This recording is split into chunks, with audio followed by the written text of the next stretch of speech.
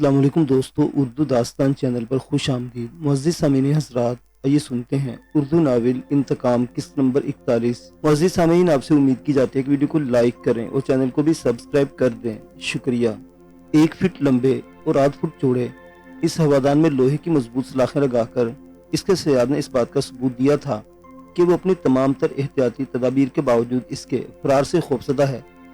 حالانکہ حقیقت یہ تھی کہ معاذ اپنے پیاروں کی محبت کی زنجیروں سے اتنی بری طرح بندھا ہوا تھا کہ وہ یہاں سے فرار کا سوچ کر ان لوگوں کو خطرے میں ڈالنے کا تصور بھی نہیں کر سکتا تھا۔ اس نے خود کو حالات کے دھارے پر چھوڑ دیا تھا کہ حالات خود ہی ایک نہ ایک دن اسے بقا کا راستہ دکھا دیں گے۔ چھوٹے سے ہوادان والا یہ نیا قید خانہ بھی اس کے لیے بہت بڑی نعمت تھا۔ رات کی تاریکی میں جب اپنے کمرے میں بالکل تنہا ہوتا تھا تو کمرے کی تمام روشنیاں بجھا کر ایسے زاویے سے بیٹھ جاتا جہاں سے ہوادان کے باہر آسمان کا چھوٹا سا ٹکڑا نظر آتا رہتا تھا۔ اس چھوٹے سے ٹکڑے پر چمکتے تارے اس کی توجہ کا مرکز ہوتے تھے۔ پروفیسر وکٹر کے جال میں پھنسنے سے بچنے کے لیے اس نے ستارہ بینی کی مشق نہایت سنجیدگی سے کرنا شروع کر دی تھی اور فیضو کے سکھائے سارے اسباق پر تندہی سے عمل کر رہا تھا۔ اپنی ان مشقوں کا مثبت نتیجہ بھی اسے ملنا شروع ہو گیا تھا اور وہ محسوس کر رہا تھا کہ اس کے اندر ایک نئی توانائی اور تبدیلی رونما ہونے لگی ہے۔ اس کی اچھی بات یہ ہوئی تھی کہ وکٹر آج کل منظر سے غائب تھا اور اسے اس بات کا موقع مل رہا تھا کہ وہ اس کے دوبارہ منظر پر آنے تک اپنے بچاؤ کے لیے زیادہ سے زیادہ اقدامات کر لے۔ جس قید اور جبر سے وہ گزر رہا تھا وہ تو اپنی جگہ اذیت ناک تھے، لیکن یہ احساس اس کی اذیت کو دوچند کر دیتا تھا کہ کوئی اس کے دماغ پر اس طرح قابض ہو جائے گا کہ اس کا ہر عمل اس کے حکم کے تابع ہوا کرے گا۔ یہ لوگ کون تھے اور ان کے کیا مقاصد تھے یہ تو ابھی تک جان نہیں سکا تھا، لیکن یہ بات اپنی جگہ طے شدہ تھی کہ وہ ایسے خطرناک لوگوں کے ہاتھوں لگ چکا ہے جو معمولی جرائم پیشہ نہیں بلکہ کسی نہایت منظم تنظیم سے تعلق رکھتے تھے اور جن کے کچھ ایسے خطرناک عزائم تھے جو اس کے جذبہ حب الوطنی اور جذبہ دینی سے لازماً متصادم ہوتے۔ وہ خود کو ایسے لوگوں کا کھلونا بنانے سے بچنا چاہتا تھا کیونکہ اسے جو تربیت دی گئی تھی اس کے نتیجے میں وہ خود ایک خطرناک ہتھیار بن چکا تھا اور اسے معلوم تھا کہ اگر اس کا ذہن مسخر ہو گیا تو وہ اپنے قوم و مذہب کے لیے ہی ناسور بن جائے گا۔ اپنے آپ کو دشمن کا ہتھیار بننے سے بچانے کے لیے وہ اتنی دلجمی سے مصروف عمل تھا کہ اپنے اندرونی کیفیت پر بھی دھیان دینے کی فرصت نہیں تھی۔ اس نے غور کرنا چھوڑ دیا تھا کہ اس کا دل کیوں پہلے سے بھی زیادہ مضطرب رہنے لگا ہے، کیونکہ سجل شب بار بار اس کے خوابوں میں آتی ہے۔ کیوں وہ اسے اس کی خوبصورت کڑھائی دار انابی چادر کے بجائے سفید خونالود دوپٹے کے حصار میں دیکھتا ہے۔ ہر پریشانی اور ہر فکر کو جھٹک کر وہ اپنی توجہ ذہنی مشقوں پر مرکوز رکھ رہا تھا اور یہ اس کی بے حد محنتی کا نتیجہ تھا کہ جب 8 دن کے وقفے کے بعد وکٹر واپس آیا تو وہ اس لائق تھا کہ اس کے مقابل ڈٹ سکے۔ وکٹر نے اسے اپنے غیاب کے بارے میں کچھ نہیں بتایا تھا کہ وہ اتنے دنوں سے کہاں تھا اور کیوں اس سے ملنے نہیں آیا تھا، لیکن معاذ محسوس کر رہا تھا کہ وہ پہلے کے مقابلے میں زیادہ کمزور، عمر رسیدہ اور رنجیدہ دکھائی دے رہا ہے۔ معاذ سے ملاقات کے وقت بھی وہ قدرے کھویا کھویا سا نظر آیا اور صاف محسوس ہوا کہ وہ صرف اپنے فرائض کی انجام دہی کے لیے یہاں آیا ہے۔ معاذ نے اسے ٹولنے کی کوشش کی لیکن وہ طبیعت کی خرابی کا بہانہ بنا کر اسے ٹال کے اور اس سے پوچھنے لگا کہ کیا وہ میڈم کی ہدایت کے مطابق اس کے ساتھ تعاون کے لیے تیار ہے۔ معاذ نے اسے اس بات میں جواب دیا تو اس نے اپنی کارروائی شروع کر دی اور کمرے میں مخصوص رنگوں اور زاویوں کی روشنیوں کی مدد سے ایک ایسا ماحول بنا دیا کہ ماحول میں موجود افراد خود کو پرسکون محسوس کریں، لیکن معاذ کا معاملہ الٹ تھا۔ اسے خود کو پرسکون ظاہر کرنے کے لیے خاصی جدوجہد کرنا پڑے ہی تھی۔ اسے آرام دہ کوچ پر لٹاتے ہوئے یہ بات پروفیسر وکٹر نے محسوس کی اور نرم لہجے میں بولا، اپنے اعصاب کو بالکل ڈھیلا چھوڑ دو، میں تمہارے ساتھ کچھ برا نہیں کرنے والا، بس یوں سمجھو کہ جیسے تمہیں دوسرے کاموں کی تربیت دی گئی ہے ویسے ہی یہ بھی تمہاری تربیت کا ایک حصہ ہے۔ اپنی بات کہنے کے بعد اس نے معاذ کی نظروں کے عین سامنے ایک شمع روشن کر کے اسے اس پر توجہ مرکوز رکھنے کی ہدایت دی۔ معاذ نے اس کی ہدایت پر عمل کیا۔ پروفیسر وکٹر دھیمے دھیمے لہجے میں مزید ہدایات بھی دیتا رہا، جس پر عمل کرتے ہوئے معاذ کو محسوس ہوا کہ وہ غنودگی کی کیفیت میں جا رہا ہے۔ اس نے اس کیفیت کو خود پر حاوی نہیں ہونے دیا اور روشن شمع سے اپنے توجہ ہٹا کر اس کی جگہ روشن تارے کو اپنے تصور میں لے آیا۔ اس تصور کے ساتھ ہی اس نے اپنے ذہن کو جاگتا ہوا محسوس کیا، لیکن ضروری تھا کہ وکٹر کو اس بات کا احساس نہ ہو سکے، اس لیے ظاہراً خود کو اس کا معمول ظاہر کرنا شروع کر دیا۔ وکٹر نے ابتدا چھوٹی چھوٹی باتوں سے کی، بچپن کی چند باتوں کو دہرانے کے بعد وہ آہستہ آہستہ یزدانی بلڈرز والے معاملے پر آ گیا۔ دوسری ساری باتوں کا سرسری ذکر کرنے کے بعد اس نے اس واقعے کو چھیڑا جب معاذ کے والد سلطان کے خلاف ایک ثبوت لے کر تھانے گئے تھے اور وہاں نہ صرف انہیں دھوکہ دیا گیا تھا بلکہ بعد میں بدسلوکی بھی کی گئی تھی۔ اس بدسلوکی کو وکٹر نے کچھ ایسے پیرائے میں بیان کیا کہ معاذ اپنے اندر تیش کی لہریں اٹھتی محسوس کرنے لگا۔ حق پر ہوتے ہوئے بھی اس رشوت خور پولیس افسر نے تمہارے والد کے ساتھ بڑی زیادتی کی تھی معاذ۔ اصل میں وہ اس کرپٹ سسٹم کا حصہ ہے جو اس ملک میں ہر طرف پھیلا ہوا ہے۔ حقیقت میں ہی اب یہ ملک شریف اور ایماندار لوگوں کے رہنے کے لائق ہی نہیں رہا۔ یا رہنے سے بہتر ہے کہ بندہ کہیں اور چلا جائے یا پھر کچھ ایسا کرے کہ یہاں سب کچھ تبدیل ہو جائے۔ سب کچھ ایسے ہی تبدیل نہیں ہو سکتا۔ اس تبدیلی کے لیے ضروری ہے کہ ان لوگوں کا سہارا لیا جائے جو اپنے سسٹم کو اچھے طریقے سے چلا رہے ہیں۔ تم جن لوگوں کے درمیان موجود ہو وہ ایسے ہی لوگ ہیں۔ اگر تم ان لوگوں کی ہدایات اور احکامات پر عمل کرو تو تنہا بھی بہت کچھ کر سکتے ہو۔ کیا تم ان لوگوں کے ساتھ دو گے معاذ؟ اپنی بات کہہ کر اس نے آخر میں سوال کیا تو معاذ نے اس بات میں جواب دیا اور غنودہ سی آواز میں بولا، ہاں میں ان لوگوں کا ساتھ دوں گا۔ گڈ۔ اب تمہیں یاد رکھنا ہوگا کہ ساتھ دینے کا مطلب ہے ہر حکم پر بے چوچلا عمل کرنا، چاہے وہ حکم کتنا ہی غلط محسوس ہو رہا ہو۔ کیا تم ایسا کر سکو گے؟ ہاں میں ایسا ہی کروں گا۔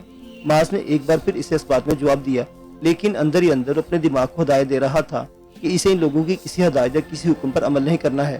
یہ ایک نہایت محنت طلب کام تھا۔ اسے وکٹر کی ہر سچویشن کو یاد بھی رکھنا تھا اور دماغ کو باور بھی کروانا تھا کہ وہ ان میں سے کسی بات پر عمل نہیں کرے گا۔ اس کشمکش نے اسے اتنا تھکا دیا تھا کہ اس کو ٹھنڈے پسینے آنا شروع ہو گئے۔ اب تم تھک گئے ہو، تمہارے لیے بہتر ہے کہ گہری اور پرسکون نیند سو جاؤ۔ وکٹر اس کی حالت دیکھتے اسے نیشن دی۔ اس ہدایت کے ملتے ہی معاذ کو پرسکون ہونا شروع ہو گیا۔ اسے محسوس ہوا کہ اس کا ذہن آہستہ آہستہ غنودگی کی طرف جا رہا ہے، لیکن اس نے کوشش کی کہ وہ آنکھیں تو بے شک بند رکھے لیکن سونے نہ پائے۔ وہ کسی دوسرے کی ہدایت پر نہیں بلکہ اپنی مرضی سے سونے اور جاگنے کا خواہاں تھا۔ اپنی اس کوشش میں اسے جزوی کامیابی حاصل ہوئی اور وہ نیم غنودگی سی کیفیت میں ہو گیا۔ اسی کیفیت میں اس نے محسوس کیا کہ کمرے میں کوئی دوسرا فرد داخل ہوا ہے۔ اونچی ایڑی کی ٹک ٹک نے یہ باور کروا دیا کہ وہ کوئی نسوانی وجود ہے۔ اس نے کوشش کی کہ آنکھوں کو نیموا کر کے آنے والے کو دیکھ سکے، لیکن اسے اپنی اس کوشش میں کامیابی نہیں ہوئی۔ ایسا لگا کہ پپوٹے بھاری بوجھ تلے دبے کھلنے سے قاصر ہیں۔ مجبوراً تو بے سوچ سی کیفیت میں پڑا رہا۔ کیسے ہو پروفیسر؟ اس نسوانی آواز کو پروفیسر سے مخاطب ہوتے سنا۔ جو کچھ کھو کر آیا ہوں، اس کے بعد کیسا ہوں؟ جواب میں پروفیسر وکٹر کی افسردہ اور تھکی تھکی آواز سنائی دی۔ مجھے بہت افسوس ہے۔ ایک باپ کے لیے اکلوتی بیٹی کھو دینے سے بڑا غم کوئی نہیں ہو سکتا۔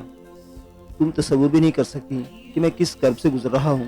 میری اتنی لائق فائق ماہر سرجن بیٹی صرف اس وجہ سے مر گئی۔ وہ ایک زخمی میجر کا آپریشن کرنے اسپتال جا رہی تھی کہ راستے میں مخالف لوگوں کے پتھراؤ میں پھنس گئی۔ وہ ڈاکٹر تھی لیکن زخمی ہوئی تو خود اسے ڈاکٹر میسر نہیں آیا۔ جگہ جگہ ہونے والے احتجاج کی وجہ سے اسے وقت پر اسپتال نہیں پہنچایا جا سکا۔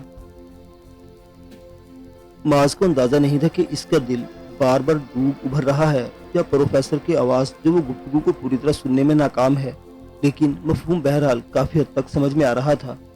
مجھے کچھ بتاؤ پروفیسر، میں سب جانتی ہوں۔ مجھے معلوم ہے کہ اس روز ہمارا بہادر میجر کئی مخالف کتوں کو موت کی نیند سلانے کے بعد اتفاق سے خود بھی زخمی ہو گیا تھا، اور قوم کی بہادر بیٹی ربیکہ حالات خراب ہونے کے باوجود اسپتال سے فون آنے پر میجر کی خاطر گھر سے نکلی کھڑی ہوئی تھی۔ ربیکہ کی حیثیت ہمارے نزدیک شہید سپاہی کی سی ہے اور ہم اپنی قوم کی شہیدوں کو کبھی نہیں بھلا پاتے۔ ربیکہ کے خون کے ایک ایک قطرے کا حساب لینا ہم پر لازم ہے اور حساب لینے والوں میں تم بھی شامل ہو۔ مجھے یہ دیکھ کر خوشی ہوئی ہے کہ شدید غم کے باوجود تم اپنے فرض سے غافل نہیں ہوئے اور ربیکہ کی آخری رسومات سے فارغ ہوتے ہی اپنی ڈیوٹی پر واپس آ گئے ہو۔ کہو کیسا چل رہا ہے تمہارا کام؟ کچھ کامیابی ملی؟ معاذ کے کانوں میں پڑنے والی نسوانی آواز اس سے شناسا محسوس ہو رہی تھی، لیکن فی الوقت دماغ تجزیہ کرنے سے قاصر تھا کہ یہ آواز کس کی ہے، اس سے پہلے کہاں سنی ہے۔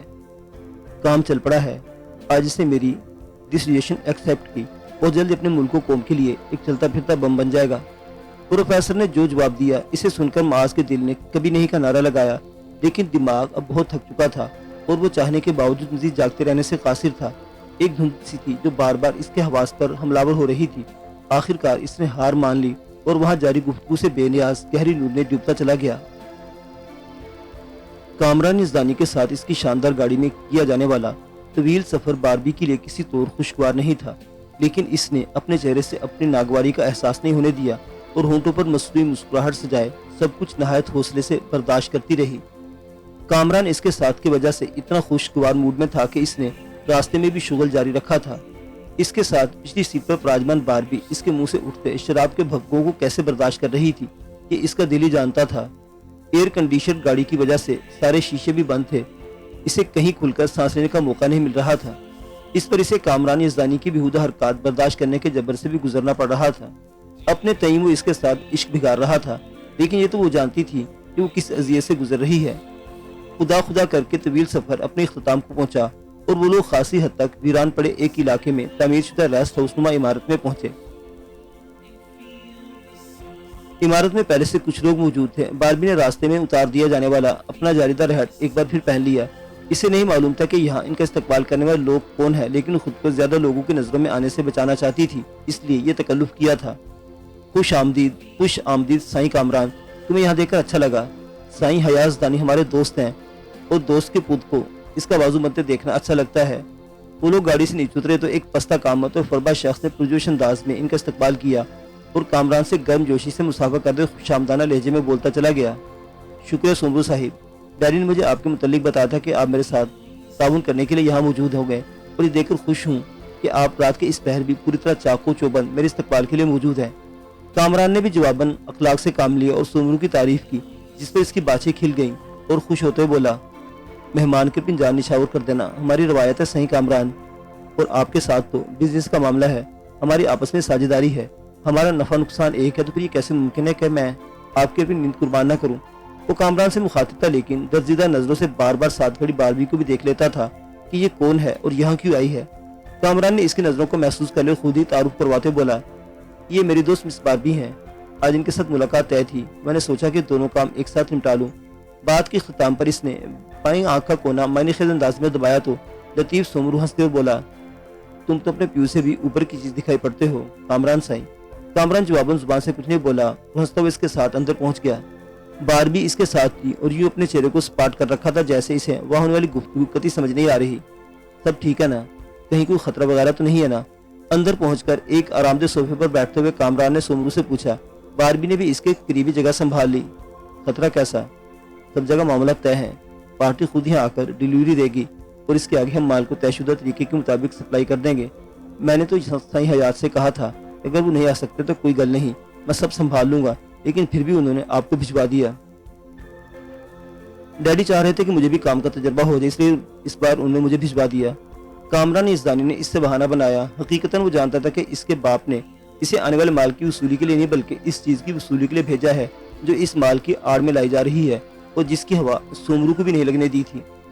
जैसी उनकी खुशी, आप बताओ आपकी क्या खातर करें, कोई मानी टुकर, कोई सोडा या बोतल शोतल। सोमरू एक बार फिर मेजबानी के फराइज अंजाम देने लगा। खाना वाना तो हमने खा लिया था, पीने को अगर वलायती मिले तो चल जाएगी, कामरान ने से जवाब दिया। इसकी फिक्र न करो, इधर एक से बढ़कर एक वलायती मिलती है, देसी को तो हम मुंह नहीं लगाते। सोमरू ने फख्र से जवाब मुलाजिम को आवाज देने लगा।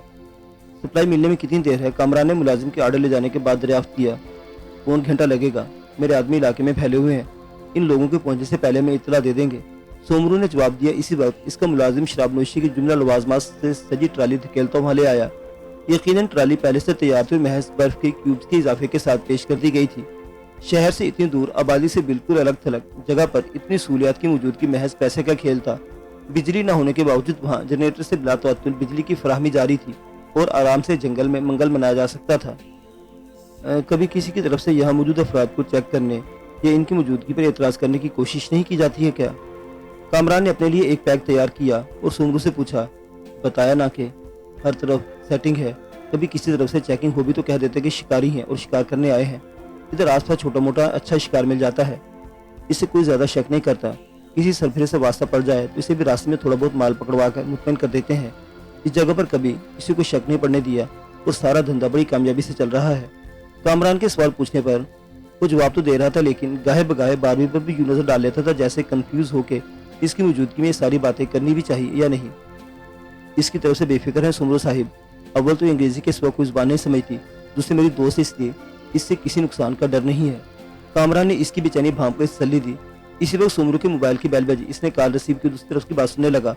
जो वो बात सुनता जा रहा था, इसके चेहरे की रंगत बदलती जा रही थी और वो पहले से ज्यादा स्याह महसूस हो रहा था। बात सुनने के दौरान इसने तुंद लहजे में 2-3 सवालात भी किए। गुफ्तगू के इख्तिताम पर इसने मोबाइल बंद किया तो इसके माथे पर पसीने की बूंदें थी और बुरी तरह मुस्रिब सा महसूस हो रहा था। खैरियत है सोमरू साहिब? कामरान जिसने एक तरफा गुफ्तगू से थोड़ा बहुत अंदाजा कायम कर लिया था, हमदर्दी से दरियाफ्त करने लगा। खैरियत नहीं है, कराची में मेरे बेटे की कोठी में घुसकर कुछ लोगों ने इस पर कातिलाना हमला किया है और वो बेहद जख्मी हालत में अस्पताल पहुंचाया गया है। सोमरू ने भराई हुई आवाज में से जवाब दिया। ये कैसे हुआ? क्या वहाँ गार्ड नहीं थे? कामरान ने हैरत से दरियाफ्त किया। सब थे, लेकिन हमलावरों ने सबको बेबस कर दिया था। अभी यहाँ आने के बाद तो मेरी इससे बात हुई थी, बिल्कुल ठीक था और कहीं कोई गड़बड़ महसूस नहीं हो रही थी। फिर न जाने ये अचानक कैसे हो गया। सोमरू ने अपना सर थाम लिया। हौसले से काम ले सोमरू साहिब, वो चाहे तो भी यहाँ से रवाना हो जाए, यहाँ मैं सब संभाल लूंगा। आपका फिलहाल अपने बेटे के पास पहुँचना बहुत ज़रूरी है। कामरान ने इससे हमदर्दी का मुजाहरा किया। यही ठीक रहेगा, मेरे बंदे यहाँ मौजूद हैं और जानते हैं कि इन्हें कब क्या करना है, वो सब संभाल लेंगे। तुम चाहो तो अंदर बेडरूम में आराम भी कर सकते हो। सोमरू ने इसे जवाब दिया और जल्दी मजीद एक दो बातें कहकर वहाँ से रवाना हो गया। इसके जाने के बाद कामरान ने खुद को ज्यादा रिलैक्स महसूस किया। वो अंग्रेजी में बारबी को सारी तफसील बनाने के बाद शौक लहजे में बोला, अच्छा वो बुढ़ा चला गया, खामखा कबाब में हड्डी बनकर बैठा हुआ था। अब हम सुबह तक आराम से ऐश करेंगे। पहले जिस काम से आए हो इसे निपटा लो, मैं अभी देर में इजी हो जाती हूँ। बैठे बैठे कमर ही अकड़ गई है। बारबी इसे टोकते अपनी जगह से खड़ी हो गई। ओके ओके, जाओ इजी हो जाओ। ये लंबा गाउन और चेहरे पर पड़ी जाली देख देख कर तो मैं भी बोर हो गया हूँ। कामरान ने इसे जवाब देने के साथ वहाँ मौजूद मुलाजिम को दिया कि इसे बेडरूम में पहुँचा दिया जाए। आधे घंटे बाद ही वहाँ हलचल मच गई, जो किसी काम की अंजामदेही के दौरान खुद ब खुद पैदा हो जाती है। फ्रेश होने के बहाने बेडरूम में जाने वाली बारबी ने भी इस हलचल को महसूस कर लिया। वो चुपके से बाहर निकल आई। बेडरूम वाले हिस्से में कोई मौजूद नहीं था और बाहर की जानिब से मध्यम मध्यम आवाजें आ रही थी। इसने खिड़की से बाहर झांका। तारीकी में इसे एक गाड़ी और चंद मुतहर्रक इंसानी होले नजर आए। वो होले नहायत खामोशी से वैगनुमा इस गाड़ी से कोई सामान उतार कर अंदर ला रहे थे। वो सामान क्या था इसे अंधेरे में कतई अंदाजा नहीं हुआ और इसके देखते ही देखते खाली हो जाने वाली गाड़ी स्टार्ट होकर वहां से रवाना हो गई। वो मुतजस्सिस ही ड्राइंग रूम की तरफ चल पड़ी, लेकिन दरवाजे से सीधा अंदर दाखिल होने के बजाय खिड़की से अंदर झांका। हस्बे तवक्कुह कामरान इज़दानी वहाँ मौजूद था और कमरे में मौजूद दूसरे शख्स की तरफ मुतवज्जो था। वो शख्स कह रहा था, मैं आपसे फिर कहूँगा साईं कि आपने यहाँ माल उतरवा कर ठीक नहीं किया। साईं सोमरू कभी ऐसा रिस्क नहीं लेते और बाहर से दूसरी गाड़ी में माल लोड करवा कर जहाँ भिजवाना हो फौरन भिजवा देते हैं, क्योंकि वो नहीं चाहते कि ये जगह कभी किसी की नज़र में आए। मैं पहले भी तुम्हारी बात सुन चुका हूँ यार, और तुम्हें बता भी दिया कि माल उतरवाने के पीछे कोई वजह है। वैसे भी ज़रूरी नहीं है कि जो कुछ तुम्हारा साईं करे वही मैं करूँ। मेरा काम करने का अपना तरीका है और मैं इसी तरीके के मुताबिक काम करूँगा। अब तुम यहाँ से जाओ और 10 मिनट बाद इन गाड़ियों को मंगवा लो जिन पर माल आगे जाना है। कामरान ने शख्स को दुरुस्त लहजे में जवाब देकर हुक्म सादिर किया तो एक पल की हिचकिचाहट के बाद वहाँ से दूर हट गया। इसके बाहर निकलते ही कामरान जगह से उठा और दरवाजा बंद करने के बाद एक तार में रखे कॉटन की तरफ बढ़ा। वो जिस तरह एक कार्टन को बगौर देख रहा था, इससे साफ अंदाजा हो रहा था कि इसी किसी मखसूस कार्टन की तलाश है। फिर शायद से वो कार्टन मिल गया। इसने फौरन जेब में हाथ डालकर नाखून तराश के साथ मुंसलिक नन्हा सा चाकू निकाला और एहतियात से कार्टन पर चढ़ा कागज उतारने लगा। कागज का एक हिस्सा उतारते ही इसने अंदर से एक नन्ही सी स्याह चीज निकाली और निकालकर अपने पर्स में रख ली। फिर नहायत नफासत से पूरा कागज उतारने के बाद इस कागज को कई टुकड़ों में तकसीम करके इसे वही रखे एक बड़े से आरायशी गुलदान में ठोंस दिया। कार्टन पर अंदर भी वैसा ही कागज चढ़ा हुआ था जैसा कामरान ने भी उतारा था। उस कार्टन को देखकर कतई अंदाजा नहीं हो रहा था कि इसके साथ कोई कार्रवाई की गई है। अपनी इस कार्रवाई से फारिग होकर कामरान ने दरवाजा खोल इत्मीनान से एक सोफे पर बैठ गया। चंद मिनट के इंतजार के बाद वही शख्स दोबारा अंदर आया जिसे बारबी ने कामरान से बात करते हुए देखा था। गाड़ियां आ गई हैं सही। अंदर आकर से कामरान को इत्तला दी, ठीक है तुम माल लोड करवाओ, अब मैं कुछ देर आराम करूंगा, थोड़ी ही रात बाकी रह गई है, तो मुझे वापस भी जाना है। इसने बेनियाज से इस शख्स को हुक्म दिया और अपनी जगह से उठ खड़ा हुआ। इसके खड़े होते बारबी अपनी जगह हरकत में और बिल्ली की चाल चलती वापस उस कमरे में पहुंच गई जहां इसे ठहराया गया था। यहाँ इसने आराम के बहाने आकर कुछ इंतजाम पहले से कर लिए थे। कामरान कमरे में आया तो वो एक चौथाई सुनहरी मुशरूबत से भरा जाम लिए बैठी दिखाई दी। इस वक्त इसके जिस्म पर लंबा गाउन था और ना ही सर पर जालीदार हैट। इसे देखकर कामरान यजदानी की राल टपकने लगी, लेकिन बज़ाहिर मताने से मुस्कुराया और खुशगवार लहजे में बोला, अकेले अकेले शुगल चल रहा है, और क्या करूं, तुमने तो यहाँ लाकर मुझे अकेला छोड़ दिया है और खुद न जाने कहाँ मसरूफ हो। इसने एक अदा से शिकायत की। सारी मसरूफियत खत्म हो गई, अब सारा टाइम तुम्हारा है। कामरान मुस्कुराकर जवाब देते हुए इसके मुकाबिल बैठ गया। तुम्हारे लिए जाम बनाती हूँ, बारबी ने ऐसी सुगुड़ बीवी की तरह कहा जो मुलाजमत से थके हारे आने वाले शोहर के लिए चाय तैयार करने जा रही हो। बना दो, वैसे आज बहुत ज्यादा पी ली है। ज्यादा पीकर भी तुम्हारा क्या बिगड़ा है, इतने आराम से हो जैसे शराब की जगह सॉफ्ट ड्रिंक पीते रहे हो। बारबी का ये तबसरा सुनकर कामरान ने कहका लगाया और बोला, मेरे लिए शराब सॉफ्ट ड्रिंक जैसी ही है। 16 साल की उम्र से पी रहा हूँ, इसलिए आदी हो गया हूँ। पीकर भाग जाने वाले कम ज़र्फ होते हैं। बारबी ने तबसरा किया और एक डबल पैक तैयार करके इसकी तरफ बढ़ाया। कामरान जो हल्के हल्के सुरूर में था मुस्कुराया और जाम के साथ साथ इसका हाथ भी थाम लिया। तरतीब से चलो मिस्टर, पहले शराब और फिर शबाब। बारबी ने इसे टोका और आहिस्ता से अपना हाथ छुड़वा लिया। अब सब्र नहीं होता, कामरान ने कहा और एक सांस में पूरा जाम चढ़ा गया। ऐसा करने से इसका सीना यकीनन जल उठा होगा, लेकिन इसे परवाह नहीं की और पहले से कई गुना ज्यादा सुर्ख हो जाने वाली आंखों से बारबी के जिस्म को टटोलता हुआ अपनी जगह से उठा और इसे एक झटके से अपने बाजू में उठा लिया। ये क्या कर रहे हो? इसने हल्का से एहतजाज किया, लेकिन कामरान ने परवाह नहीं की। इसे जाकर बेड पर डालने के बाद खुद इसके ऊपर गिर गया। इसके मुंह से खारिज होते बदबू के भक्कों से बारबी का जी मतराने लगा, लेकिन वो यूं बर्दाश्त कर गई। کہ اپنے مقصد کے حصول کے لیے اکثر ناگوار باتوں کو برداشت کرنا ہی پڑتا ہے۔ وہ بھی کامران یزدانی کے قریب وجود کو اپنے قریب برداشت کر رہی تھی۔ وہ اپنے ہاتھوں اور ہونٹوں سے اس کے خوبصورت نازک بدن کو ٹٹولتا اس کی شباب کا سرور اپنے وجود میں منتقل کرنے کی کوشش کر رہا تھا، لیکن وہ جانتی تھی کہ اسے اپنے مقصد میں کامیابی حاصل نہیں ہوگی۔ ذرا ہی دیر میں وہی ہوا جو ہونا تھا۔ کامران یزدانی کی حرکات و سکنات سست پڑنے لگی اور دھیرے دھیرے وہ مکمل مدہوش ہو گیا۔ باربی نے ابھی تک خود پر ٹکا اس کا بازو نفرت سے جھٹکا اور بستر سے اتر کر سب سے پہلے اس کا والٹ اپنے قبضے میں لیا۔ والٹ کی تلاشی لینے پر وہ ننھی سی سیاہ شے اس کے ہاتھ میں آ گئی جسے اس نے کامران یزدانی کو کاٹن کی پیکنگ سے نکالتے ہوئے دیکھا تھا۔ وہ اصل میں ایک میموری کارڈ تھا جو اسے اپنی مددگار ہستی کے تعاون کے بدلے اس تک پہنچانا تھا۔ اس میموری کارڈ کو اپنے پاس محفوظ کرنے کے بعد اس نے اپنے کلچ میں سے وہ ننھی سی ٹیوب نکالی جس میں کامران یزدانی کی موت کا سامان موجود تھا۔ دھاتی باریک سوئی نے وہ موت اس کے جسم میں منتقل کی، تب بھی مزے سے سوتا رہا اور کس مسایا تک نہیں۔ شراب میں شامل بے ہوشی کی دوا نے اس کی سود بدھی ختم کر دی تھی۔ اپنے کام سے فارغ ہونے کے بعد باربی نے اٹیچ باتھ روم کا رخ کیا اور خوب رگڑ کر غسل کرنے لگی۔ اس طرح اپنے جسم سے اس نادیدہ گندگی کو مٹانے کی کوشش کر رہی تھی جو کامران یزدانی کے لمس کا نتیجہ تھی۔ طویل غسل لے کر نکلنے کے بعد وہ خود کو کافی تازہ دم اور ہلکا پھولکا محسوس کر رہی تھی۔ سورج طلوع ہو کر ہر طرف اپنی روشنی پوری طرح پھیلا چکا تھا۔ تب اس نے کامران کو جگانے کی کوشش کی، لیکن جگائے جانے پر بھی وہ مدہوشی کی کیفیت میں تھا۔ اس نے وہاں موجود ملازم کو بلایا اور تحکمانہ لہجے میں بولی، تمہیں پی کر مدہوش ہو جانے والوں کو ہوش میں لانے کا تجربہ ہوگا، ایسے بھی کوئی لیمن جوس، بلیک کافی وغیرہ پلا کر ہوش میں لانے کی کوشش کرو تاکہ ہم واپس جا سکیں، اور دیکھو جب تک ہوش میں آئے میرے لیے ناشتہ لے آؤ، میں ڈائننگ روم میں انتظار کر رہی ہوں۔ ملازم انگریزی دان نہیں تھا، لیکن اکثر بڑے لوگوں کی خدمت کرتے رہنے کی وجہ سے انگریزی کے چند الفاظ ضرور سمجھ لیتا تھا۔ کچھ بات اس نے لیمن جوس اور بریک فاسٹ کے الفاظ سے سمجھی اور زیادہ اندازہ صورتحال کو سمجھ کر لگایا کہ وہ اس سے کیا چاہتی ہے۔ چنانچہ تیزی سے حرکت میں آ گیا۔ 15 منٹ کے اندر ڈائننگ روم میں بیٹھی باربی کو ناشتہ بھی مل گیا اور کامران یزدانی کو ہوش میں لانے کی تدبیریں بھی شروع ہو گئی۔ ان تدبیروں کے نتیجے میں وہ گھنٹے کے بعد اس لائق ہو چکا تھا کہ سفر کر سکے، لیکن تھکن اور سستی کی شکایت اپنی جگہ تھی۔ تم ضرورت سے زیادہ پی گئے، اس لیے اپنے حواس قائم نہیں رکھ سکے۔ گھر جا کر آرام کرنا تو سستی اور تھکن دور ہو جائے گی۔ میں مزید اس جگہ رک کر بور نہیں ہونا چاہتی، باربی نے روٹھے لہجے میں اس سے کہا۔ تو وہ شرمندہ ہو گیا اور وضاحت دینے کے انداز میں بولا، شاید میری طبیعت ٹھیک نہیں ہے اور سفر کی تھکن بھی ہو گئی ہے جب ہی ایسا ہوا، ورنہ میں ان لوگوں میں سے نہیں ہوں جو پی کر اپنے حواس کھو دیتے ہیں۔ میرے تجربے نے تمہارے اس دعوے کو جھٹلا دیا ہے مسٹر کامران یزدانی۔ بہرحال نقصان تو تمہارا ہوا کہ تم نے اپنا چانس مس کر دیا، اب کبھی میں تمہیں دستیاب نہیں ہوں گی۔ کامران سے الفاظ کہتے ہوئے باربی کے ہونٹوں پر ایک غیر محسوس شفاف مسکراہٹ چمکی تھی۔ ہاں اس کا تو مجھے بھی افسوس ہے، لیکن کہتے ہیں نا کہ یار زندہ صحبت باقی، ہو سکتا ہے زندگی میں پھر کبھی ہماری دوسری ملاقات ہو جائے۔ کامران نے گویا خود کو دلاسا دیا، اب تو شاید ہمارا سامنا روز حشر ہی ہو سکے۔ باربی زہریلا بڑبڑائی، پھر بلند آواز میں بولی، میرے خیال میں یہاں مزید وقت ضائع کرنے کے بجائے ہمیں روانہ ہو جانا چاہیے۔ سفر لمبا ہے اور مجھے ہوٹل پہنچ کر آرام کرنے کے بعد نائٹ شو کے لیے تیار بھی ہونا ہے۔ اس بات کے بعد وہ لوگ فوراً ہی روانہ ہو گئے۔ گاڑی حسب سابق ڈرائیور ہی چلا رہا تھا اور کامران یزدانی اس کے ساتھ پچھلی نشست پر بیٹھا ہوا تھا، لیکن اب اس کی طبیعت میں پہلے سی چونچالی باقی نہیں رہ گئی تھی۔ وہ سست و نڈھال سے محسوس ہو رہا تھا۔ آدھا سفر گزرا تو قریب بیٹھی باربی نے اس میں آنے والی تبدیلی کو محسوس کیا۔ اس کا جسم گرم ہو رہا تھا اور چہرے اور آنکھوں کی سرخی لمحہ بلمحہ بڑھتی جا رہی تھی۔ تمہاری طبیعت تو ٹھیک ہے مسٹر کامران؟ اس نے دریافت کیا۔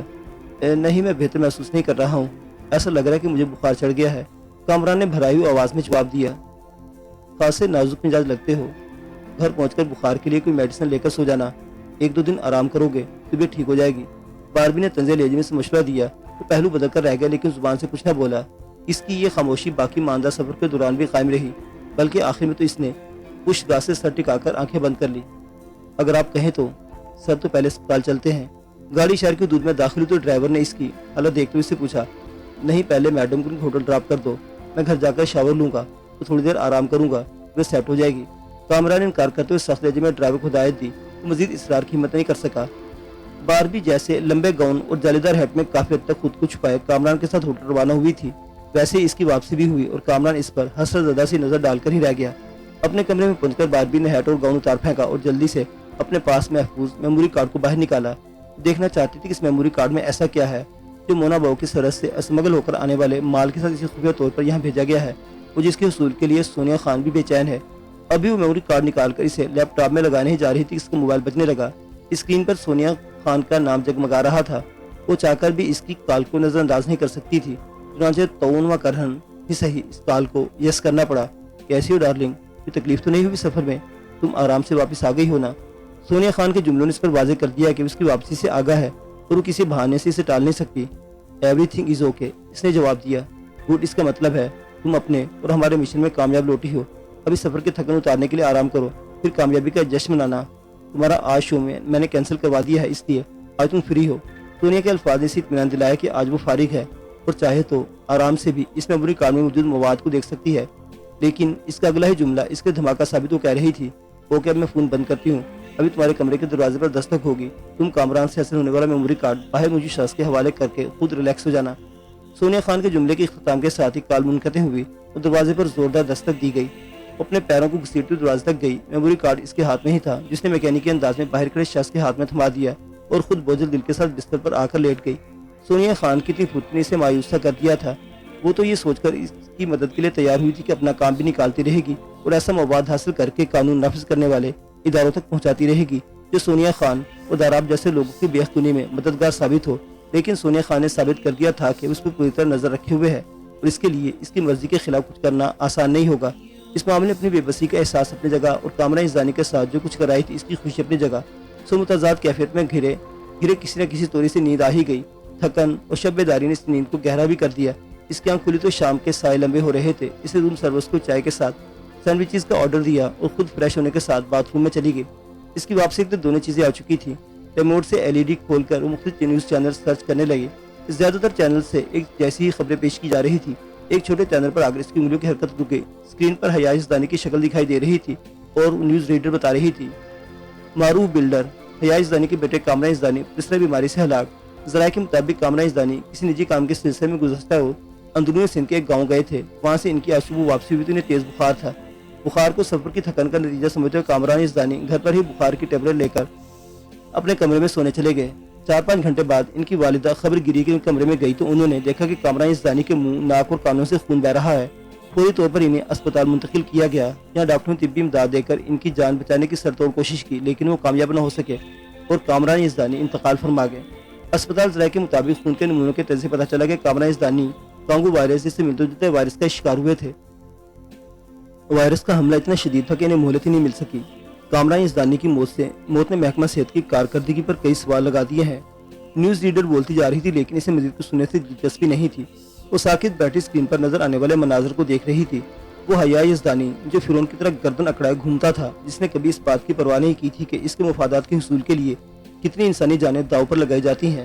سفید چادر کے نیچے مدیر نے جوان بیٹے کی لاش کے ساتھ غمزدہ سا کھڑا تھا۔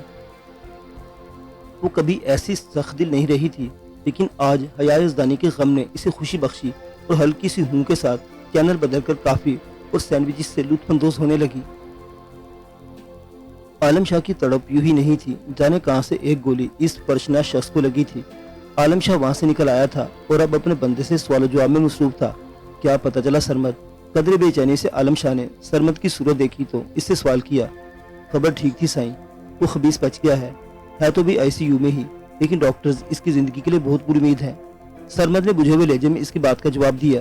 کمال ہے، میں نے اسے اتنے نازک مقامات پر گولیاں ماری تھی، پھر بھی وہ بچ گیا۔ بڑی ہی ڈھیٹ شاہ ہے۔ جواب سن کر عالم شاہ بڑبڑایا۔